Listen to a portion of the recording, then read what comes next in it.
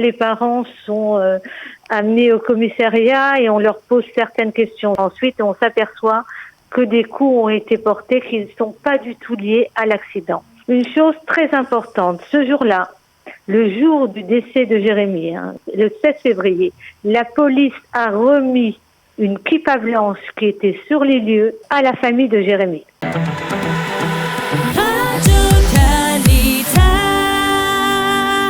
Et nous allons revenir donc sur cette affaire, l'affaire Jérémy Cohen, Zichrono Livracha, du nom de ce jeune juif français qui est mort le 16 février dernier à Bobigny, percuté de plein fouet par un tramway de la ligne T1 après avoir été frappé par une bande de voyous. Nous sommes en ligne avec Chana Bismuth. Chana, bonjour, Boker Tov.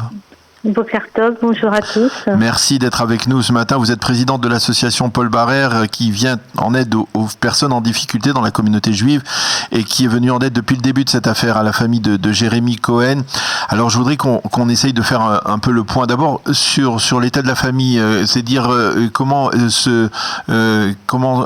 la famille Cohen aujourd'hui après la diffusion très très choquante de ces images que l'on a pu voir sur les réseaux sociaux, de cette vidéo qui montre de facto les faits. Alors effectivement, la famille est dans un état dramatique parce que la vidéo, nous étions très peu à la voir. On ne sait pas comment, ça ne vient pas de la famille, comment elle a été diffusée. Et pour eux, c'était juste dramatique. Alors, vous accompagnez la famille depuis le début. Lorsque vous dites on dit depuis le début, ça veut dire depuis quand? Depuis tout de suite? Depuis le jour du décès de Jérémy. Est-ce que à ce moment-là, vous comprenez qu'il y a un décès dans des circonstances problématiques ou non? Alors, effectivement, on le comprend de suite puisque les parents sont amenés au commissariat et on leur pose certaines questions. Je ne vais pas rentrer dans les détails. Et le papa, bien sûr, est là pour faire tout ce qu'il faut, les prières ensuite. Et on s'aperçoit que des coups ont été portés qui ne sont pas du tout liés à l'accident. Donc, les frères ils sont extraordinaires. Ils font un travail d'enquête. Voilà. Je vous arrête. Les coups étaient visibles, hein, dans. Les coups étaient visibles, oui. Une chose très importante, ce jour-là, le jour du décès de Jérémy, je vous donnerai les détails si vous les voulez. Le 16 février. Le 16 février, la police a remis une kippa blanche qui était sur les lieux à la famille de Jérémy. Mm-hmm. Ça, je tiens à le préciser parce que c'est important. Donc, on peut supposer qu'il portait cette kippa au moment où il a été agressé. Enfin, qu'il l'avait. On ne le suppose pas, c'est une certitude. Mm-hmm. Puisqu'elle a été remise à la famille. Jérémy a été roué de coups. Il n'avait pas le choix de faire ce pas dramatique. S'il retournait en arrière, il a été battu, coup de pied, coup de poing sur la tête. Ils étaient plus d'une dizaine de jeunes sur lui. Il faut le savoir. Alors, ça s'est passé le 16 février dernier. Depuis, est-ce que vous avez dit que la famille, les frères de Jérémy ont essayé de mener leur propre enquête parce que la police ne voulait pas mener d'enquête? Alors, je vous dis pas ça parce que y a le secret, mais le travail n'est pas allé dans ce sens, on va dire. Ça veut dire qu'ils ont voulu classer l'affaire un peu rapidement, peut-être? Peut-être classer ça sous un accident de la circulation. Mmh. Alors, ce qui n'était pas le cas. Donc les frères ont fait un travail avec le papa, on s'occupait de l'enterrement, enfin voilà, parce que Jérémy est enterré, merci Hachem, en Israël. Et les frères sortaient le matin, à 6h du matin, distribuaient des flyers. Et effectivement, il y a eu un retour. Et pas qu'un retour, des dizaines de retours. Grâce aux frères, les choses ont pu être dévoilées. Oui, effectivement. Alors, quand vous dites des retours, ça veut dire est-ce qu'ils ont réussi à retrouver des témoignages, des témoins qui étaient sur place et qui ont pu confirmer la scène? des témoins et surtout des vidéos. La personne, je lance un appel, qui a lancé cette vidéo, j'ai expliqué un petit peu ça sur certaines radios parce que ils m'ont nommé porte-parole à ce niveau-là, en tous les cas. La personne qui aurait dû au moins prévenir la famille de Jérémy. Son papa, ses frères, ses sœurs ont eu l'impression de l'avoir enterré 2 fois, c'est terrible.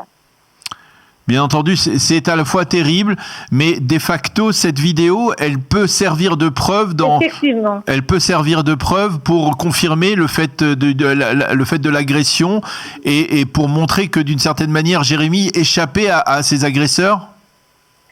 Effectivement, oui. Je vous le dis et je vous le répète. Jérémy, effectivement, n'a pas vu le tramway arriver. Il faisait un pas en arrière.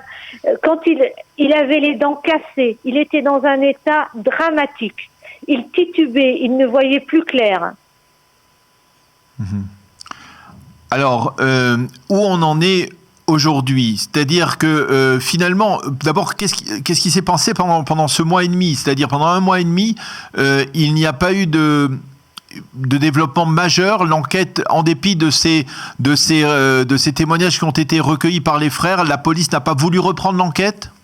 Alors la police, effectivement, suite à la vidéo, a repris l'enquête, mais il fallait que les choses avancent. Et la famille s'est battue pour que ça avance, effectivement. Je ne peux pas rentrer dans certains détails. Vous le comprenez, c'est le secret de l'enquête. Un juge d'instruction vient d'être nommé depuis 48 heures, alors que nous battons depuis le départ. Il y a des choses que je ne peux pas vous révéler comme ça à la radio. J'espère que vous le comprenez. Bien entendu, on le comprend. Mais maintenant, depuis hier, l'affaire est devenue une affaire publique. On en parle partout en France. On en parle beaucoup aussi également en Israël, même dans la presse, je le mentionnais il y a quelques instants, dans la presse israélienne de ce matin. Quelles sont les démarches que la famille veut entamer aujourd'hui avec l'avocat, avec le bureau de vigilance? Que les agresseurs soient reconnus.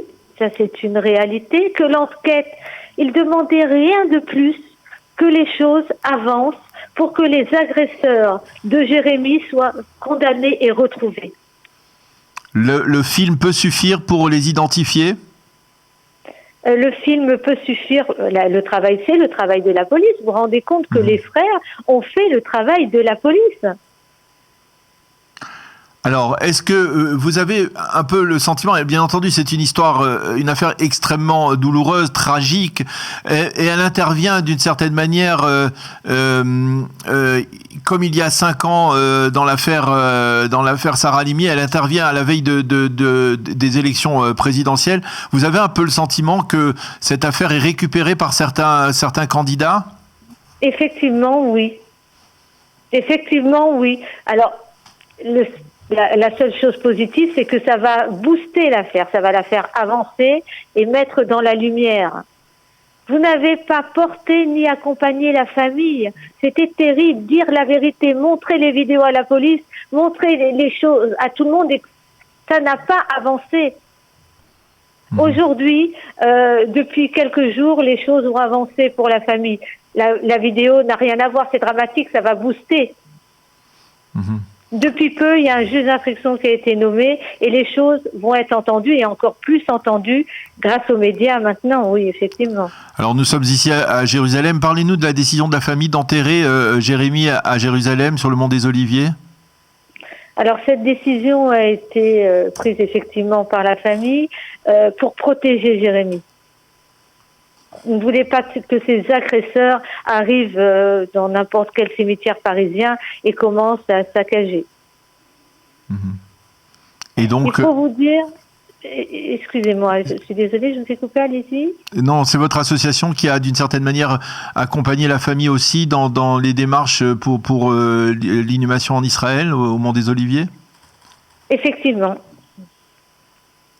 Mais vous savez, quand on fait du chesed, je pense qu'il faut le garder pour soi. Mais c'est important de le souligner. Il faut parler peut-être de votre association qui s'occupe justement de venir en aide aux familles nécessiteuses dans différents domaines. dans différents domaines. Nous distribuons 2500 repas par mois.